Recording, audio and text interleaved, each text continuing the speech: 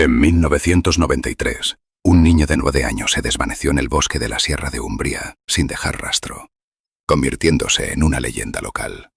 Casi 20 años después, el hallazgo de su mochila reabre el caso. Dentro, un cuaderno revela dibujos infantiles que se tornan cada vez más oscuros, mostrando una extraña figura de palos que parece acecharlo entre los árboles.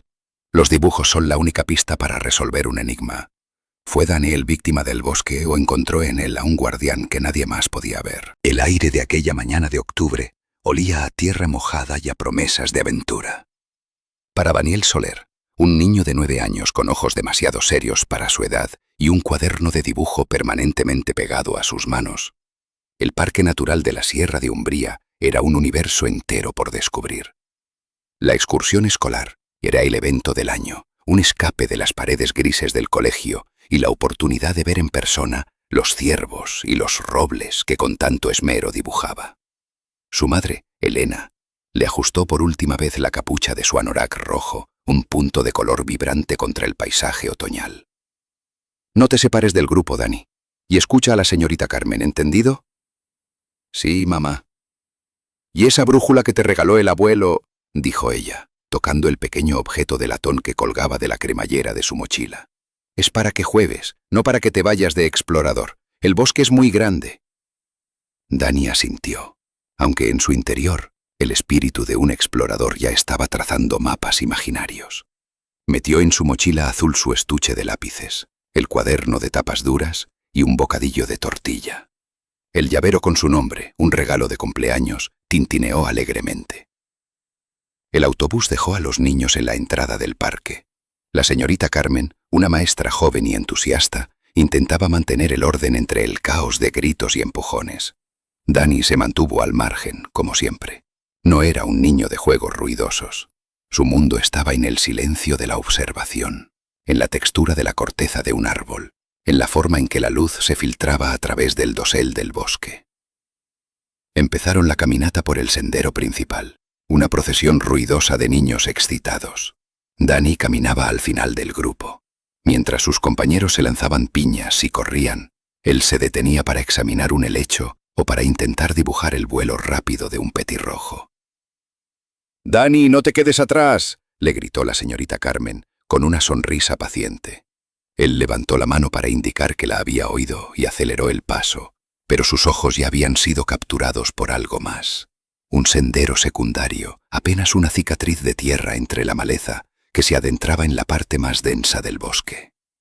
Parecía una invitación, una puerta a los secretos que el camino principal nunca revelaría. Recordó las historias de su abuelo sobre los corazones del bosque, lugares donde la naturaleza aún era salvaje y pura. El momento de la fractura fue imperceptible. El grupo se detuvo para que la señorita Carmen les explicara algo sobre los tipos de pinos. Hubo un momento de distracción general. Lucas, el niño más ruidoso de la clase, le dio un empujón a otro compañero. La maestra se giró para mediar. Fueron quizás 30 segundos. Al principio nadie se alarmó.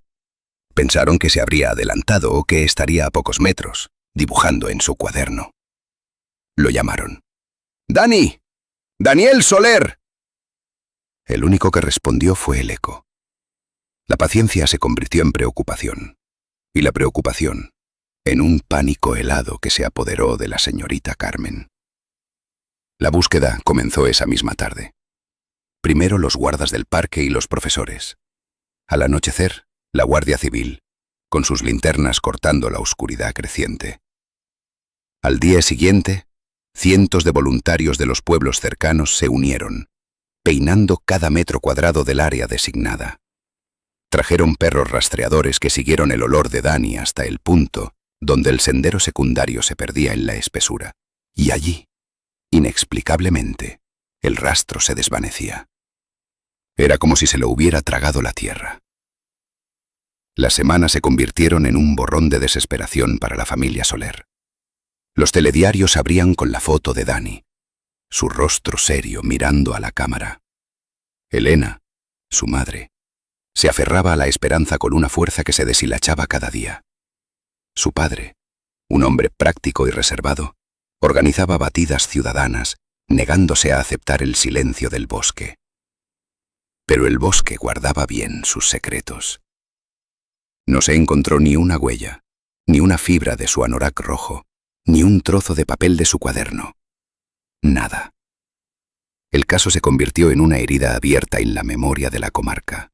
Una historia de fantasmas que se contaba en voz baja a los niños para que no se alejaran del camino. Con el tiempo, la búsqueda se suspendió. El archivo de Daniel Soler fue relegado a un estante polvoriento, marcado como desaparición sin resolver. La vida, para todos menos para su familia, continuó. 2011. 18 años. Es tiempo suficiente para que un bosque reclame lo suyo. Las raíces de los árboles crecen, la tierra se asienta, y los recuerdos se cubren de una capa de musgo tan densa como la que ahora cubría la mochila de Dani. Marcos Gallo no buscaba fantasmas, buscaba la luz perfecta. Como fotógrafo de naturaleza, su vida transcurría en un diálogo silencioso con el paisaje. Conocía la Sierra de Umbría mejor que su propia casa.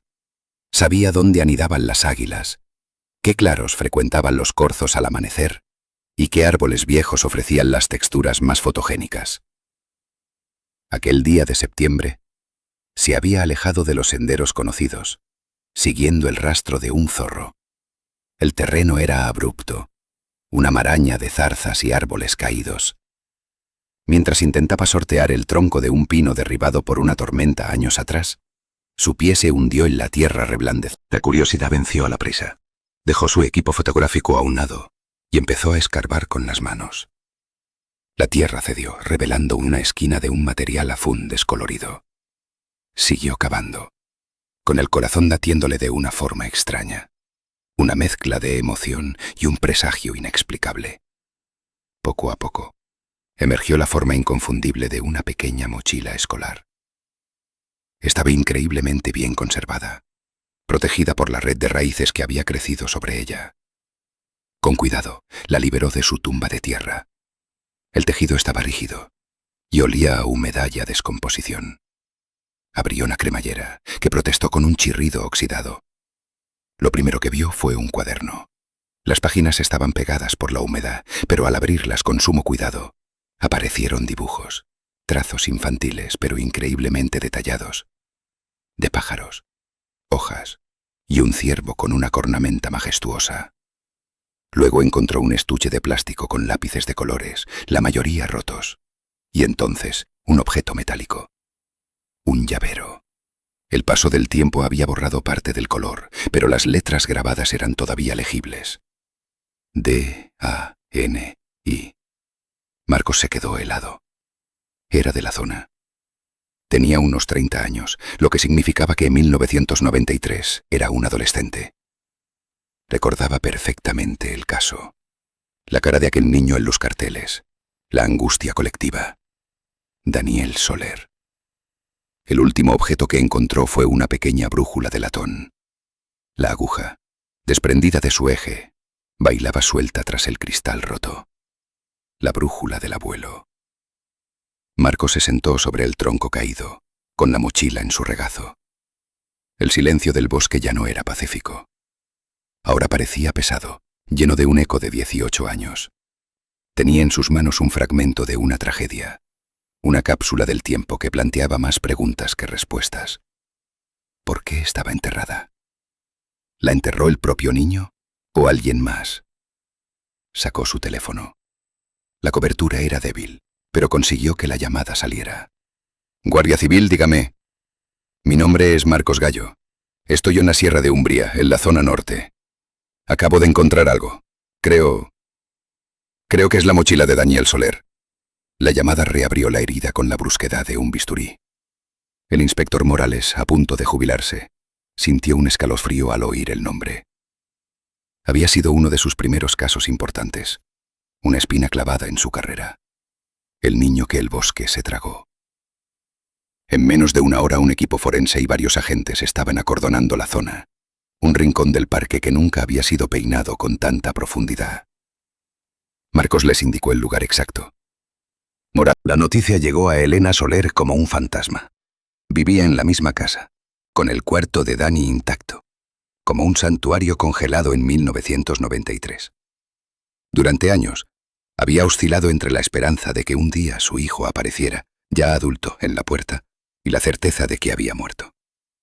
El hallazgo de la mochila destruyó la primera y complicó la segunda.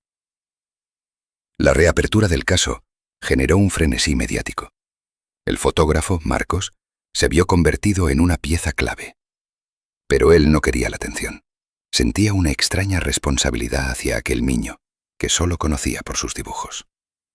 Algo en el hallazgo lo había conectado a Dani de una forma personal, casi íntima. La nueva búsqueda, utilizando tecnología moderna como el georradar, se centró en un radio de 1 kilómetro desde el árbol caído. Y fue a unos 300 metros de allí, en un pequeño barranco oculto por una cortina de hiedra, donde encontraron la segunda pieza del puzzle. Era un refugio improvisado, construido con una habilidad sorprendente para un niño de 9 años.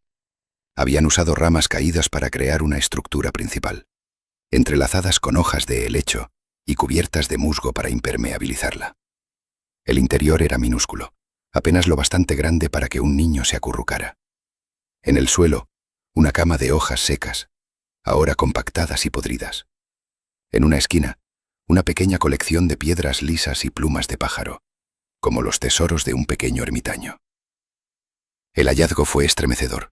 Sugería una teoría que nadie había considerado seriamente, que Daniel no había sido secuestrado ni había sufrido un accidente fatal el primer día. Sugería que por alguna razón se había adentrado en el bosque por voluntad propia y había sobrevivido. Solo. Durante un tiempo indeterminado. Pero el refugio, al igual que la mochila, estaba vacío de restos humanos. No había huesos, ni ropa, ni rastro de su cuerpo. Solo la prueba de su ingenio y su lucha por la supervivencia. El foco de la investigación se trasladó a los cuadernos. Los forenses trabajaron durante días para separar las páginas y preservar los dibujos. Marcos, gracias a la confianza que se había ganado con el inspector Morales, pudo verlos. Los primeros dibujos eran los que había visto en el bosque. Animales, plantas, paisajes. Eran precisos, llenos de vida.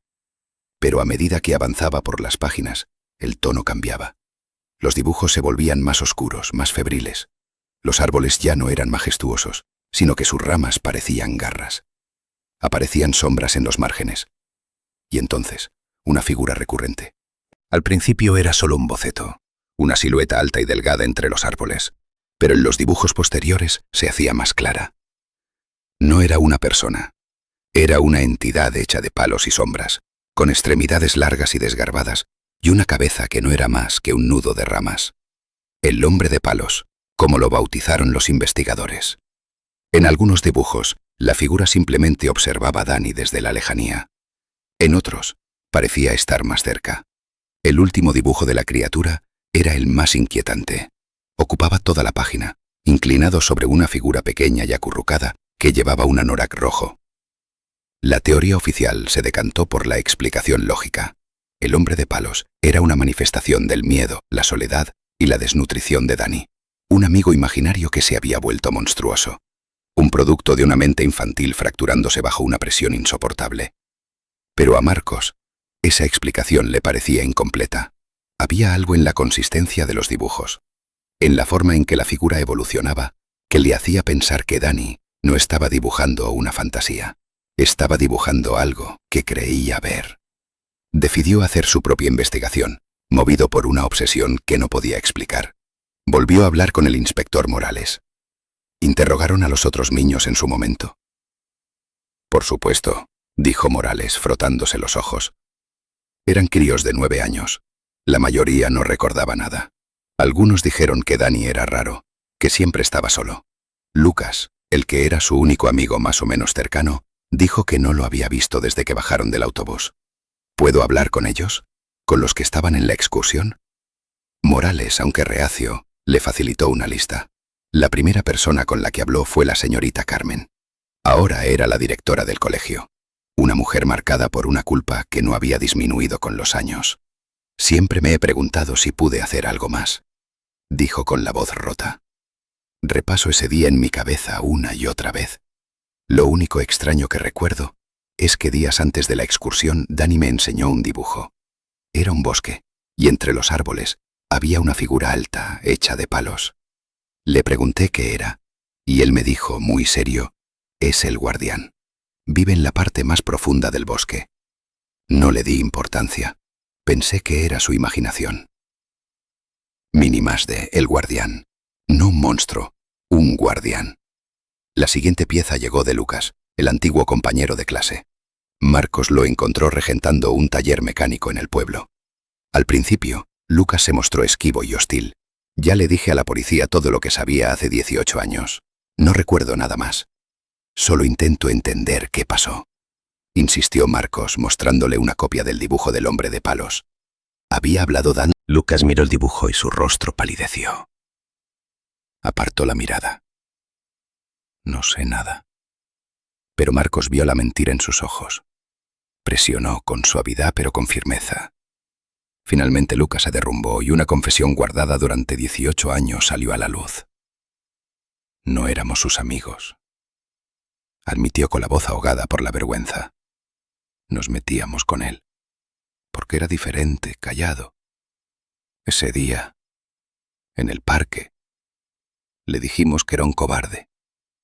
Él había estado hablando de esa cosa, del hombre de palos, diciendo que era real. Nosotros nos reímos, le retamos. Le dijimos que si era tan valiente, que se saliera del camino y lo encontrara, que le trajera una prueba de que existía. Marcos sintió un nudo en el estómago. La desaparición de Dani no había sido un simple despiste. Había sido el resultado de la crueldad infantil. Se fue por el sendero pequeño. Continuó Lucas llorando. Pensamos que volvería en 5 minutos, asustado, pero no volvió. Nunca le dijimos a nadie. Teníamos demasiado miedo. Ahora todo encajaba. Dani no se perdió. Se adentró en el bosque a propósito, para demostrar su valentía, para encontrar al guardián de sus dibujos. La mochila enterrada, el refugio, todo era parte de su misión. Había decidido vivir en el bosque, como un verdadero explorador hasta encontrar lo que buscaba. Pero, ¿qué encontró al final? La respuesta, o una parte de ella, estaba en la última página del cuaderno. Era una página que los forenses habían tardado más en recuperar. No era un dibujo. Era un mapa. Un mapa torpe, dibujado con lápiz, que partía de una formación rocosa con forma de cara. Marcos la reconoció. La cara del gigante. Y terminaba en un punto marcado con una X junto al dibujo de un árbol enorme y hueco. Sin decírselo a Morales, que seguía empecinado en la teoría de un secuestrador o un ermitaño, Marcos decidió seguir el mapa. Volvió al parque, esta vez no como fotógrafo, sino como un peregrino siguiendo la última voluntad de un niño. Encontró la cara del gigante y se orientó según el mapa de Dani. El camino lo llevó aún más lejos de cualquier sendero, a una zona del bosque primigenia, donde los árboles eran gigantes milenarios y el silencio era casi sagrado. Después de 2 horas de caminata difícil lo vio. Un tejo antiguo, tan grande que 4 hombres no podrían abrazar su tronco.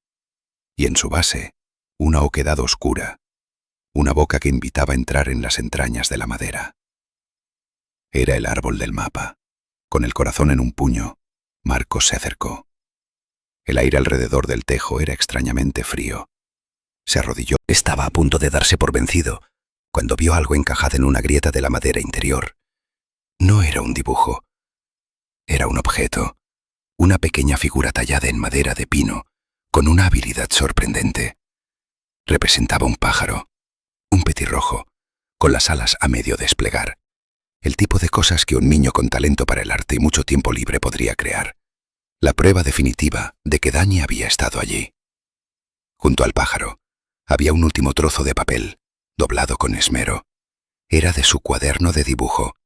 Marcos lo desdobló con manos temblorosas. No era el hombre de palos, era un autorretrato. Dani, reconocible por su anorak rojo, estaba de pie junto a la figura alta y delgada. Pero la criatura no era amenazante. Una de sus manos de ramas estaba posada suavemente sobre el hombro de Dani. y en el rostro del niño no había miedo. Había una sonrisa serena, casi de felicidad.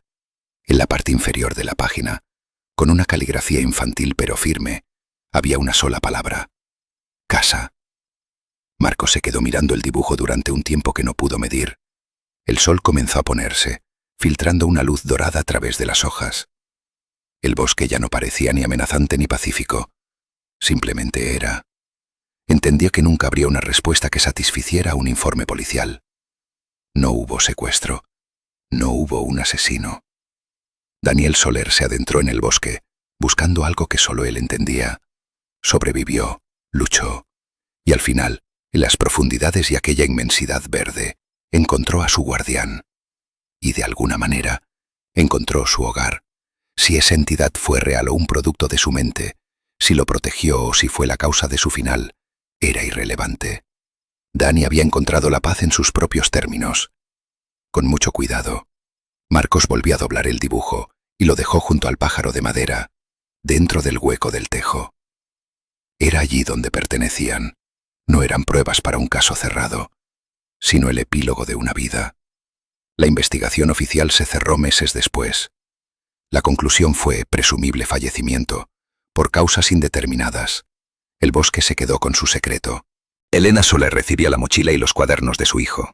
Marcos le contó, omitiendo los detalles más extraños, que las últimas pruebas sugerían que Dani había sido fuerte y valiente hasta el final. Le habló del refugio, de su ingenio. No le habló del hombre de palos ni del último dibujo.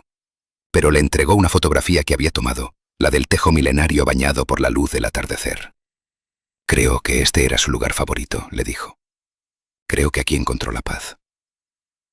Elena lloró, por primera vez en años, no con la desesperación de la pérdida, sino con la tristeza de la aceptación.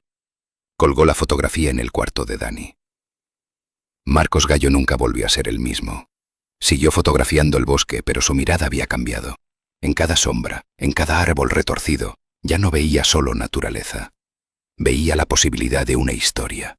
La presencia de un niño que había elegido el silencio del bosque sobre el ruido del mundo. Y la certeza de que hay lugares que guardan sus secretos con una lealtad eterna. A veces, cuando el viento soplaba entre las ramas del tejo, le parecía oír el eco lejano de una pregunta que no necesitaba respuesta.